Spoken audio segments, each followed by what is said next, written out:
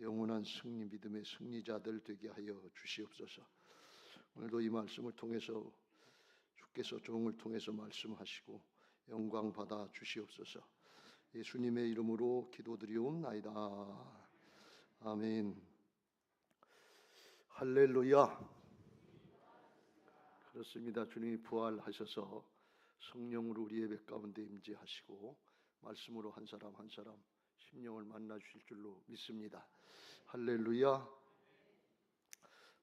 대강절이 돼서 첫 번째 성탄을 준비하고 쓰임받은 사람들의 신앙을 살펴보고 있습니다. 그들의 신앙을 살펴보면 특징이 하나 있는데 그건 뭔가 하면 내 생각하고 다르고 내 사정, 내 형편하고 달라도 하나님의 말씀의 성취의 과정이다. 그러면 받아들이고 이해하고 순종하는 것이 이게 복된 믿음인 줄로 믿습니다. 하나님을 믿는다고 하는 것은 하나님의 말씀을 믿는 거고 똑같아요. 그래서 말씀이다 그러면 그냥 아멘 하고 받아들이고 믿음으로 순종하면 그러면 내가 하는 것이 아니라 주님이 하셔서 마침내 말씀의 성취를 보게 하실 줄로 믿습니다. 할렐루야. 우리 신앙이 마침내 승리하는 신앙, 마침내 선한 싸움 싸우고 달려갈 길을 마치고 믿음 지키고 멸류관 받는 신앙들 되시길 주님의 이름으로 축복합니다. 오늘 동방 박사들이 예수님을 경배하러 온 말씀을 통해서 세 가지 질문을 같이 살펴보면서 그 내용을 살펴보려고 합니다. 하나님께서 왜 예수님을 베들레헴에 탄생하게 하셨는가 하는 것이고, 또 하나는 하나님께서 왜 그 포악한 헤롯 대왕 때 예수님을 탄생하게 하셨나 하는 것이고, 또 하나는 하나님께서 왜 유대인들이 아니고 동방 박사들에게 예수님을 경배하게 하셨는가 하는 것입니다. 동방 박사들은 별을 따라서 왔기 때문에 이게 수개월 내지 어떤 분들은 2년 걸렸다고 하는 분도 있는데 오랜 기간 동안에 미리 보고 준비하고 왔으니까 이건 보통 일이 아니지요. 오늘 보고 내일 가는 게 아니고 수개월 동안 쭉 여행하면서 어려움을 겪고 왔으니까 그래도 마침내 아기 예수님을 만나고 엎드려서 경배하고 황금과 유황과 모략을 예물로 드렸다 그랬어요. 예배의 승리자가 된 줄로 믿습니다. 어려움 있지만 역경이 있지만 예배의 승리자 되시길 주의 이름으로 축원합니다. 먼저 베들레헴에서 탄생하게 하신 이유는 뭐냐? 하나님이 예수님을 다윗의 후손으로다가 구세주로다가 보내시키려고 작정하시는 게 주전 천년경이에요. 사무엘상 16장 1절에 보면 여호와께서 사무엘에게 이르시되 내가 이미 사울을 버려 이스라엘 왕이 되지 못하게 하였거늘 내가 그를 위하여 언제까지 슬퍼하겠느냐? 너는 뿔에 기름을 채워 가지고 가라. 내가 너를 베들레헴 사람 이새에게로 보내리니 이는 내가 그의 아들 중에서 한 왕을 보았느니라. 그래서 중심을 보시고 다윗을 택하셨다 하는데 베들레헴에서 이제 사는 다윗의 작은 집안이지만 택하셨다 그랬어요. 이게 주전 천년경에 이루어진 일이라고 합니다. 그리고서 선지자들 통해서 또 주전 700~800년, 600~700년경에 계속해서 이 사실을 또 확인시켜 주십니다. 이사야서 11장 1절 이새의 줄기에서 한 싹이 나며 그 뿌리에서 한 가지가 나서 결실할 것이요. 그래서 이새의 가문에서 하나님의 역사가 나타날 것이고, 미가서 5장 2절에 보면 베들레헴 에브라다야 너는 유다 족속 중에 작을지라도 이스라엘 다스릴 자가 내게서 내게로 나올 것이라. 그의 근본은 상고의 영원한 하나님 나라에 연결되어 있다 하면서 베들레헴에서 출생할 것을 다시 말씀하시는 것을 볼 수가 있어요. 그런가 하면 예수님의 육신의 아버지로 쓰임받았던 요셉은 하나님의 사자가 직접 나타나서 가만히 끊고자 할 때 자기 약혼녀가 임신했다는 소리를 듣고 가만히 끊고자 할 때 하나님의 뜻을 말씀합니다. 1장 20절에 마태복음 이 일을 생각할 때 주의 사자가 현몽하여 이르되 다윗의 자손 요셉아 내 안에 마리아 데려오기를 무서워하지 말라. 그에게 잉태한 자는 성령으로 된 것이고 하나님의 말씀 언약의 성취라 하는 말씀을 듣고 즉시로 가서 순종하고 데려오고 아이를 낳을 수 있도록 도운 것을 볼 수가 있습니다. 이렇게 자기 사정하고 안 맞지만 처녀로다가 아이를 낳고 임신한다는 게 쉬운 일이 아니지만 주의 여종이오니 말씀대로 내게 이루어지다 하고 순종을 했고, 또 요셉은 하나님의 말씀이라고 그러니까, 말씀의 성취라고 그러니까 가만히 끊고자 하다가도 데리러 가서 데려오는 것을 볼 수가 있습니다. 이게 하나님의 나라의 역사인 줄로 믿습니다.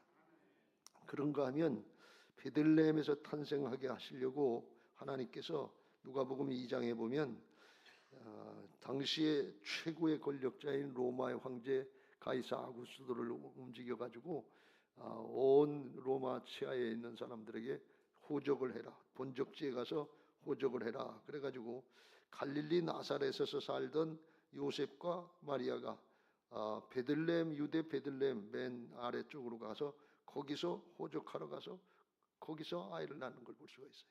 근데 그걸 하러 갈 때, 호적하러 갈 때 마리아가 이미 잉태됐고 6절 거기 있을 그때 해산할 날이 참해. 그러니까 거기 갈 때 이미 만삭이 된 몸으로 갔다 그런 말씀이에요. 그러니까 어떤 것 하나 쉬운 게 없어요. 그런데 하나님이 다 이루시더라 그런 말씀이에요.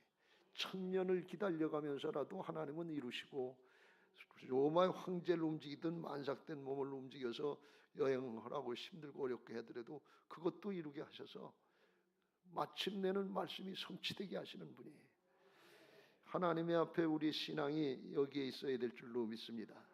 약속의 말씀 붙잡고 믿음을 지키고 인내하면 하나님께서 마침내 이루게 하시는 은혜들을 누리게 하실 줄로 믿습니다. 그래야 믿음의 승리자들이 될 수 있어요. 우리는 쉽고 편하게 신앙하기를 원하는 그런 마음들이 은근히 있지만 그렇게 가지고 믿음이 자라지 않고 어렵고 힘들 중에도 말씀을 따르고 믿음을 지키고 인내하면 하나님의 은혜가 임하게 될 줄로 믿습니다. 창세기 12장 4절 5절에 보면 아브라함이 밧단 아람에서 하란을 거쳐서 75세 나이에 가나안 땅에 들어오려고 할 때 그걸 그렇게 지켰다고 그랬어요. 말씀을 따라갔고, 하나님의 말씀 따라갔다. 아브라함은 이때 우상장사의 아들이었기 때문에 믿음이 좋은 사람이 아니었어요. 믿음 좋아서 온 게 아니에요. 하나님의 말씀을 따라서 왔고, 5절 보면 아브라함이 그의 아내 사레와 조카 롯과 하란에서 모은 모든 소유와 얻은 사람들을 이끌고 가나안 땅으로 가려고 떠나서 마침내 가나안 땅에 들어갔더라. 수백 킬로 이상 되는 어렵고 힘든 길이고 강도 만날 수 있는 길인데 마침내 들어갔다. 그 과정이 얼마나 힘들었냐 어려웠냐 그거는 성경이 말을 하지 않아요. 마침내 이루는 게 중요하다 말이죠. 왜 그래요? 하나님의 말씀을 따르면 하나님께서 말씀을 성취하시기 때문에 그래요.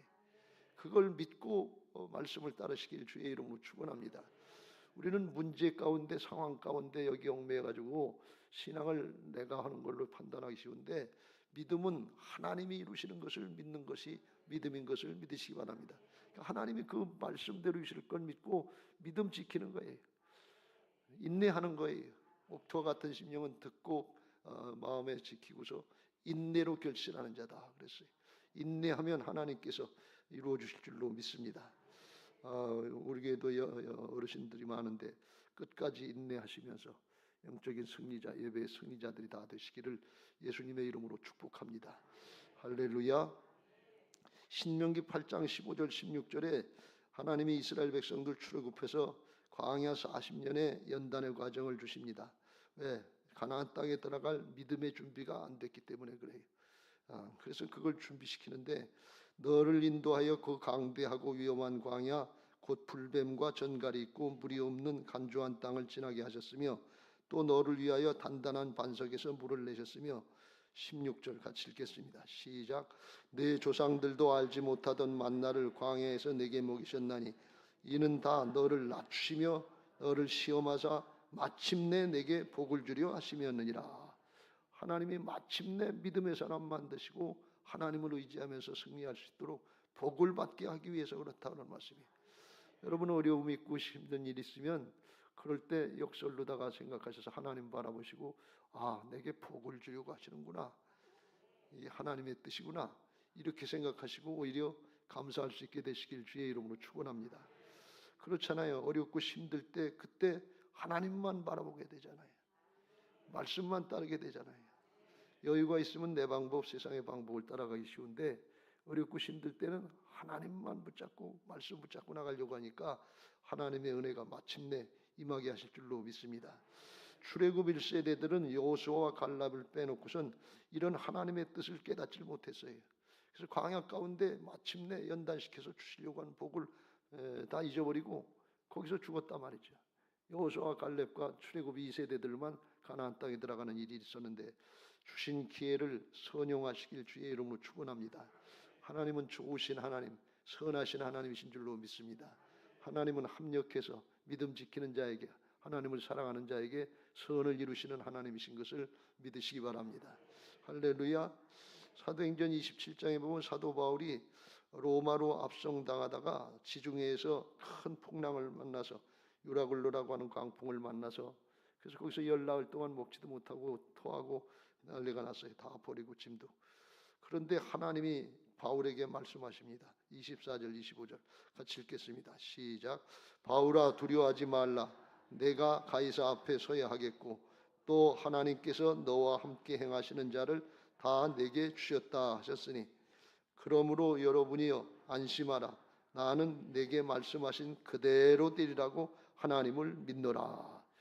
지금은 풍랑 가운데 죽을 곱이 있지만 하나님이 그렇게 말씀하셨으면 하나님이 이루실 걸 믿는다 그런 말씀이에요. 그러면서 다른 사람들을 위로하고 선포하는 것을 볼 수가 있어요. 이게 믿음인 줄로 믿습니다. 그랬더니 어떤 결과가 나타났냐. 44절 시작.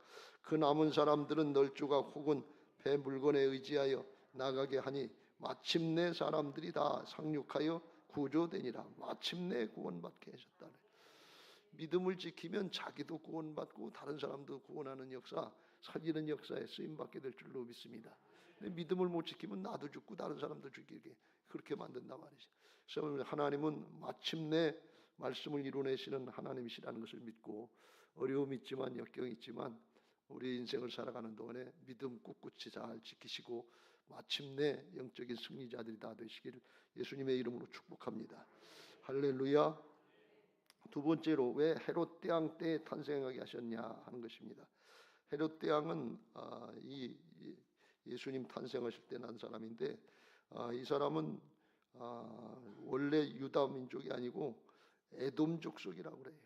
에돔 족속인데 정치 수완이 좋아서 로마 황제에 가서 사바사바 잘해서 왕권을 얻어가지고 왕 노릇을 해서 다스리는 사람이에요. 근데 에돔 족속이니까 늘 자기 마음속에 걸리는 게 정통성이 시비가 걸리는 거예요. 유대민족이 아니니까. 그러니까 이런 짓 저런 짓을 많이 하고 아주 포악하게 걸림돌이 되면 죽여버리는 거예요. 자기 부인도 유대인 부인도 죽이고 장모도 죽이고 두 아들도 죽이고 자기 왕권에 지장이 된다고 그러면 걸림돌이 된다면 그냥 가차없이 죽여버리는 거예요. 그게 나쁜 사람이죠. 그리고 백성들한테는 인기를 얻으려고 자기 사제를 조금 털어서라도 가난한 사람 어려운 사람들을 돕는 척하고 이렇게 선행을 행하는 척했고 또 결정적으로 헤롯 성전이라고 하는 성전 건축을 해서 이스라엘 사람들에게 인기를 얻으려고 그렇게 인기 정책을 했단 말이죠. 근데 속은 자기 욕심이에요.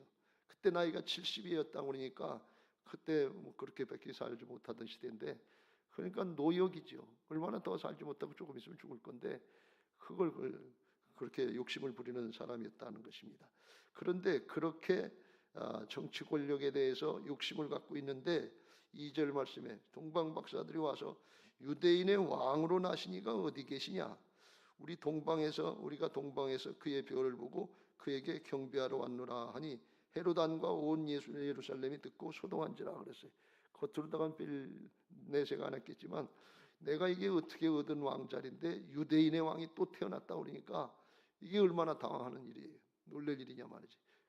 가뜩이나 정통성이 없어서 문제가 되고 시비가 되는데 그러니까 그렇게 적대적인 상황에서 예수님이 탄생하셨다는 말씀이에요. 죽이려고 또 그랬잖아요. 13절에 그들이 동방 박사들이 떠난 후에 주의 사자가 요셉에게 현몽하여 이르되 헤롯이 아기를 찾아 죽이려 하니 일어나 아기와 함께 애굽으로 가라 피하라 그랬어요. 실제로 죽이려고 그랬단 말이죠. 그런가 하면 그때 당시에 로마 황제는 일대 황제였던 가이사 아구스토인데 이 사람은 자기가 황제가 된 다음에 자기를 갖다가 신격화시킨 사람이라는 거예요. 그래서 나를 보통 사람을 생각하지 말고 신처럼 대우해달라. 그러니까 황제를 갖다 주여라 그리고 신처럼 그렇게 행한다 그런 말씀이. 근데 믿는 사람들은 하나님만이 신이고 예수님만이 주님이시고 그렇단 말이죠. 그러니까 이렇게 어렵고 힘든 때에 태어나게 하신 이유는 뭔가 하면 하나님이 우리 신앙을 처음부터 시작부터 하나님의 주권, 하나님의 왕권을 철저히 인정하고 따르는 신앙으로 해야 바른 신앙이 될 수 있다는 것을 말씀하는 거예요. 유대인의 왕으로 오신 것을 믿으시 바랍니다. 비록 말구에 오셨지만 영적인 왕으로 만왕의 왕으로 오셔서 헤롯이 방해를 하고 로마의 황제 가이사 아구스토가 방해를 하지만 그래도 우리 믿는 사람들은 예수님을 주님으로 부르고 예수님의 왕으로 모시고서 그 주권을 인정하고 따라가는 신앙을 할 때 바른 신앙이 되게 하시고 하나님이 마침내 또 이기게 하실 줄로 믿습니다. 인간적인 생각으로 보면 안 되는 일인데 하나님이 하시면 돼요. 출애굽기 1장에 보면 바로 왕 때 이스라엘 백성들이 번성하니까 바로 왕이 애굽 왕이 히브리 산파 시브라와 부하에게 남자를 낳으면 죽이라고 그랬어요. 근데 죽이질 않았어요. 그러니까 왕의 명령인데 어겼으니까 이게 꼭 죽을 상황인데 하나님을 두려워해서 경외함으로 살려줬단 말이에요. 그랬더니 하나님께서 책임져 주신 걸 볼 수가 있어요. 21절 같이 읽겠습니다. 시작. 그 산파들은 하나님을 경외하였으므로 하나님이 그들의 집안을 흥왕하게 하신지라. 할렐루야. 우리는 문제 해결에 초점 맞춰가지고 겁을 먹고 두려워하기 쉬운데 하나님께 초점을 맞추고 문제는 하나님께 맡기고 우리는 하나님과의 관계, 믿음을 지키는 이걸 잘하시길 주의 이름으로 축원합니다. 그럼 하나님께서 해결해 주시는 거예요. 사람이 할 수 없는 걸 하나님이 하신단 말이죠. 근데 우리는 내가 하나님 노릇하고 내가 주인 노릇해서 내 문제 내가 해결해야 되는 줄 알고 하나님 관계는 내버려두고 하나님의 왕권, 주권은 인정하지 않고 내가 주인 노릇하고 내가 하나님 노릇한단 말이에요. 근데 그렇게 하다 보면 되는 게 아니라 안 되는 게 많단 말이지. 너희는 먼저 그의 나라와 그의 일을 구하라. 그리하면 이 모든 것을 너희에게 더하시리라. 할렐루야. 세상의 걸 사랑하지 말고 이 세상이나 세상에 있는 것들을 사랑하지 말라. 누구든지 세상을 사랑하면 아버지의 사랑이 그 안에 있지 아니하리니. 그래서 적대적인 상황에서 이렇게 동방박사들이 경배하러 온 것은 이 동방박사들도 그렇게 하나님의 주권을 인정하고 따라온 사람들이었다 그런 말씀이. 수개월 동안 준비하면서 따라왔는데 이 사람들은 어렵고 힘든 그런 과정 중에서 믿음을 지켰는데 아마 이들이 믿음을 지킨 것은 바벨론 포로 생활의 이스라엘 백성들 중에서 다니엘과 다니엘의 세 친구 같은 그런 믿음의 사람들이 있었거든요. 다니엘은 포로 기한 때 돌아오지 않았다 그랬는데 거기서 아마 좋은 믿음의 모습을 보여주고 선한 영향력을 미친 것 같아요. 다니엘의 세 친구는 사자굴 용광로 불 속에 쳐넣어진다고 해도 왕이여 우리가 섬기는 하나님이 계시다면 우리를 맹렬히 타는 풀무불 가운데서 능히 건져내시겠고 왕의 손에서도 건져내시다. 그렇지 아니하실지라도 그리 아니하실지라도 왕이여 우리가 왕의 신들을 섬기지도 아니하고 왕이 세우신 금신상에 절하지도 아니할 줄을 아옵소서 하면서 믿음 지켰다 그런 말씀이. 믿음 지키니까 하나님께서 그 용광로 불 속에서도 옷에 불탄 냄새도 안 날 정도로다가 완전히 지켜주셨는데 그건 그러면 그 믿음대로 하나님이 역사하시기 때문에. 다니엘은 기도 생활을 한다고 하지 말라고 그랬는데 그거 하니까 사자굴 속에 쳐넣었단 말이죠. 근데 나중에 가보니까 하나님이 사자 입을 봉하고 다니엘을 살려줬어요. 그래서 왕이 심히 기뻐서 명하여 다니엘을 굴에서 올리라 하매 그들이 다니엘을 굴에서 올린즉 그의 몸이 조금도 상하지 아니하였으니 이는 그가 자기의 하나님을 믿음이었더라. 하나님을 믿었다는 거예요. 믿음은 하나님이 하실 걸 믿는 거예요. 다니엘이 내가 사자굴 속에 들어서 때려잡자 그런 게 아니에요. 사드락과 메삭과 아벳느고가 용광로 불 속에 들어가서 우리가 이겨내자 그게 아니에요. 하나님이 하실 걸 믿는 게 믿음이란 말이죠. 그러니까 하나님께 맡기고 믿음 지키는 거예요. 그러니까 하나님께서 책임져 주시더라 그런 말씀이. 이런 은혜들이 있게 되시길 주의 이름으로 축원합니다. 동방박사들이 이게 어렵고 힘든 상황인데 오다가 강도를 만날 수도 있고 도적을 만날 수도 있고 추위에 더위에 어려움을 당할 수 있고 자기 가족과 직장과 이 모든 것들 버려두고 와야 되는데 그걸 감당했다 그런 말씀이. 한두 달도 아니고 수개월 동안 또는 2년 동안 했는데 어렵고 힘들 때 결단하고 준비하고 순종하니까 하나님께서 마침내 이루게 하신다 말이죠. 마침내 아기 예수님을 만나고 유대인의 왕을 만나고 경배하게 하신다 그런 말씀이에요. 우리 신앙 편하고 좋은 게 아니고 어렵고 힘들수록 믿음 잘 지키시길 주의 이름으로 축복합니다. 옛날에들 그러셨잖아요. 일제 36년 6.25 때 보릿고개 때 그래 어렵고 힘들어도 믿음을 지켜서 그때는 교회가 왕성하게 일어났단 말이죠. 그런데 오늘날은 소득이 3만 달러가 넘고 그러니까 편하고 쉽게 신앙한다고 예배가 안 되고 기도가 잘 안 되고 그런 모습이란 말이죠. 편하고 쉽게 하려고 그러지 말고 어렵고 힘들어도 마침내 하나님께서 역사하실 걸 믿고 믿음 지키시고 끝까지 인내하시길 주님의 이름으로 축복합니다. 그리고 예배의 승리자들 되시길 주의 이름으로 축원합니다. 이 동방 박사들이 예배를 잘 드렸는데 그 먼 길을 쫓아와서 힘들고 피곤하고 그럴 텐데 10절 그들이 별을 보고 매우 크게 기뻐하더라. 기뻐하면 아주 기쁨이 넘쳐서 그렇게 아기 예수에게 경배를 했다 그런 말씀. 그리고 11절에 집에 들어가 아기와 그의 어머니 마리아가 함께 있는 것을 보고 엎드려 아기께 경배하고 보배 압을 열어 황금과 유향과 모략을 예물로 드렸다. 황금은 왕권을 상징하는 선물이고 유향은 제사장이 성소에서 향단에 불 필 때 그때 쓰는 게 유향이고 그러니까 제사장 직분이라는 뜻이고 모략은 예수님이 십자가 지시고 시신에 바르는 게 모략이야. 그러니까 십자가 지시고 죄를 담당해 주신 구세주가 되시는 것을 나타내는 그런 하나님이 인도하신 선물을 가지고 정성껏 와서 드렸고 그리고 당시에 이 점성가들은 당시에는 최고의 과학자들이었다는 거예요. 그러니까 신분이 낮은 사람들이 아니고 높은 사람들인데 아기 예수가 거기 말구유에 있단 말이죠. 천한 모습이단 말이죠. 그런데 그 아기 예수께 엎드려서 경배했다 그런 말씀이에요. 겸손하게 예배드렸다 그런 말씀이에요. 최고의 기쁨으로 최고의 정성으로 최고의 겸손으로 예배드렸다 그런 말씀이에요. 예배의 승리자가 된 줄로 믿습니다. 여러분 이 신앙이 힘들고 어려울 때 예배하러 나오면 그런 은혜들이 열려져요. 내가 오늘 예배하기가 힘들고 어려워서 정말 못할 줄 알았는데 나와서 예배할 수 있게 됐다. 기쁨이 있고 감사함이 있고 그래요. 핍박받고 어려움을 당하는 북한 교회 사람들은 예배 한 번 드리는 걸 얼마나 기뻐하고 감사하냐. 근데 우리는 날마다 예배 드릴 수 있어요. 날마다 기도할 수 있어요. 하나도 느낌이 없는 거예요. 그냥 어렵고 힘들다고 그러지 말고 영적으로는 그게 고난당한 것이 유익인 것을 믿고 오히려 감사하면서 믿음 생활 잘할 수 있게 되시길 주의 이름으로 축복합니다.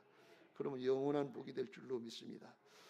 예배의 승리자가 되면 다윗처럼 하나님 앞에 축복을 받는데 다윗은 왕이 돼서 처음으로 한 일이 여호와의 법궤를 예루살렘 성으로 모셔드린 일이에요.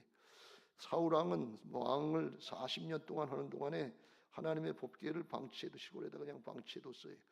근데 다윗은 그걸 첫 번째로 먼저 했다. 하나님께 마음이 있으니까. 그리고 첫 번째는 잘못해서 이제 실수를 했는데 두 번째 여호와의 궤를 맨 사람들이 6걸음을 가매 다윗이 소와 살진 송아지로 제사를 드리고 14절 같이 읽겠습니다. 시작. 다윗이 여호와 앞에서 힘을 다하여 춤을 추는데 그때 다윗이 폐 에봇을 입었더라.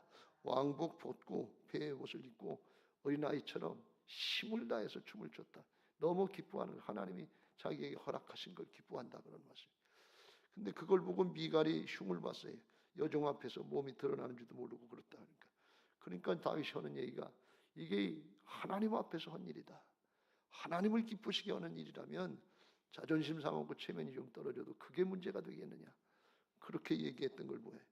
하나님이 다윗을 사랑하시고 인정하셔서 축복하시는데 어떻게 축복하셨는가 하면 사도행전 13장 22절 24절에 보면 사울을 피하시고 다윗을 왕으로 세우시고 증언하여 이르시되 내가 이새의 아들 다윗을 만나니 내 마음에 맞는 자라, 내 마음에 합한 자라, 내 뜻을 다 이루리라 하시더니 23절 같이 읽겠습니다. 시작. 하나님이 약속하신 대로 이 사람의 후손에서 이스라엘을 위하여 구주를 세우셨으니 곧 예수라. 예수를 그 후손에서 탄생하게 하는 하나님의 구원의 역사에 쓰임받게 하신 걸 볼 수가 있어요. 근데 다윗이 탁월한 성품이었는가 하면 그렇지 않았어요. 간음도 하고 살인도 하고 자식들이 반역도 하고 자식 간에 간음이 일어나기도 하고 죽이기도 하고 별일 다 많았단 말이죠. 그런데 그런 인간적인 모습이 부족하고 모자란 게 많지만 중심이 하나님 중심이에요. 잘못된 걸 깨달으면 하나님께로 돌이키는 거예요. 즉시로 돌이키는 거예요. 여러분, 신앙은 윤리 도덕 차원이 아닌 것을 믿으시기 바랍니다. 윤리 도덕 차원에서 선악법으로다가 잘했니 못했니 판단하고 계산하면 그건 은혜가 아니에요. 하나님은 복음을 이루신 분이기 때문에 아들을 내주시고 십자가로 다 우리 죄를 담당하시고 부활로 다 승리하셔서 생명을 주신 새 사람 만들어주는 분이기 때문에 은혜의 복음인 것을 믿으시기 바랍니다. 그걸 의지하고 그걸 명심하고 내가 은혜 받은 자다, 하나님의 자녀다, 하나님의 일꾼이다, 이걸 먼저 생각하고 기도할 때도 하나님의 자녀로서 아버지 앞에 기도하는 거고, 순종할 때도 하나님의 말씀을 따라서 하나님의 자녀로 하나님의 일꾼으로 하는 거다 하면 하나님께서 큰 믿음을 보시고 하나님께서 마침내 은혜를 더해 주실 줄로 믿습니다. 예배의 승리자가 또 되게 하실 줄로 믿습니다. 문제 바라보지 말고 하나님 바라보시고 말씀 바라보시고 마침내 승리하는 신앙 되시길 주의 이름으로 축복합니다. 말씀을 마무리합니다. 부활신앙으로 거듭난 하나님의 자녀로서 내가 주인 노릇하던 옛사람을 벗어버리고 주님의 주인 되시는 걸 인정하는 부활신앙으로 마침내 해내는 신앙 되시길 주의 이름으로 축원합니다. 우리 일생 한 번 주어지는 거예요. 기회는 지나가는 겁니다. 그러니까 힘들다 어렵다 그러지 말고 마침내 해내야죠. 가정에서도 해내고 목장에서도 해내고 교회에서도 해내고 직장에서도 해내야죠. 왜 그러냐? 하나님이 함께 하시니까 그래. 우리 인간의 힘으로 다 해내려는 거 아니에요. 해내려고 그러면 하나님께서 도우셔서 임마누엘의 축복이 있을 줄로 믿습니다. 그러기 위해서 지금까지 내가 사람 나 중심 인본주의로 신앙하고 세속주의로 신앙했던 것들, 이거 묵은 땅을 기경하고 중심으로 회개하시길 주의 이름으로 축원합니다. 호세아 선지자를 통해서 이렇게 말씀하십니다. 같이 읽겠습니다. 시작. 너희가 자기를 위하여 공의를 심고 인애를 거두라. 너희 묵은 땅을 기경하라. 지금이 곧 여호와를 찾을 때니 마침내 여호와께서 오사 공의를 비처럼 너희에게 내리시리라. 할렐루야. 마침내 하나님께서 돌이키시면 은혜를 충만히 비처럼 내려주시겠다 그런 말씀이에요. 끝까지 고집 피우고 완악한 내 심정 가지고 세상적인 관점으로 신앙하려고 하지 말고 하나님 중심 말씀 중심으로 돌이키게 되시길 주의 이름으로 축원합니다. 돌짝밭 같은 땅 마음밭, 길가밭과 같은 마음밭이 묵은 땅들이 부드러운 옥토로 바뀌어져야 될 줄로 믿습니다. 그렇게 말씀으로 회개하고 그리고 그 다음엔 말씀을 받았으면 기도하고 순종의 발걸음을 내디시길 주의 이름으로 축원합니다. 근데 어려운 일이고 힘든 일일수록 이게 기도를 세게 해야 돼요. 예수님도 십자가 지시기 전에 아버지의 이 잔을 내게서 지나가게 하옵소서. 그러나 내 뜻대로 마옵시고 아버지의 뜻대로 되기를 원합니다. 땀방울이 핏방울이 되도록 기도하시고 결단하시고 나가셨단 말이죠.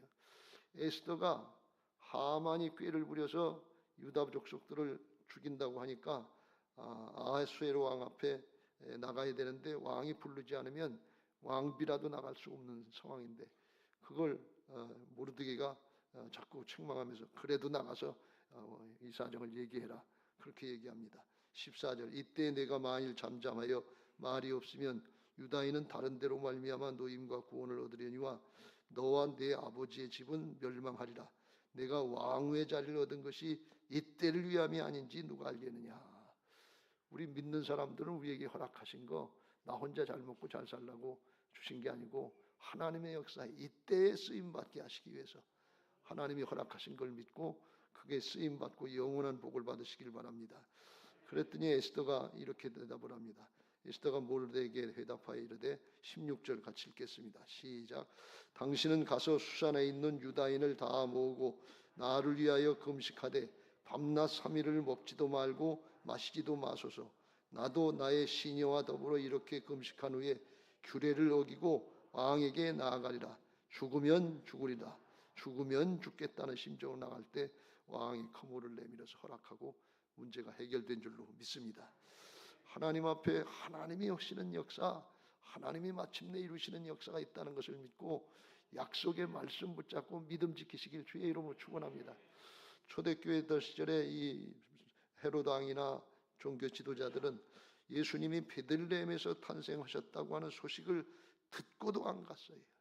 얼마나 마음이 강박하고 세속화된 거냐면 듣고도 안 갔어요. 메시아를 대망한다고 하면서. 그런데 오늘날 우리가 이제 이게 그대로 이루어진 걸 알 수 있잖아요. 우리에게 남은 건 뭔가 하면 예수님이 재림하신다는 사실입니다. 주님이 구속의 역사를 다 이루시고 이제 새 언약을 이루시는데 남은 게 주님의 재림과 심판인 것을 믿으시기 바랍니다. 그런 일이 어디 있겠어? 그리고 우리 세상 일, 내일 여기에만 마음 뺏기지 말고 말씀이 반드시 하나님께서 마침내 이루시는 걸 믿고 초점을 하나님께 말씀에 잘 맞추고 준비하는 신앙 되시길 주의 이름으로 축복합니다. 그러면 마침내 하나님의 은혜를 입게 되고 영원한 승리자들이 되게 하실 줄로 믿습니다. 우리 교회에 우리 교회 모든 성도님들에게 마침내 승리하는 은혜가 있게 되시기를 주님의 이름으로 축복합니다. 할렐루야. 이제 받은 말씀 기억하시고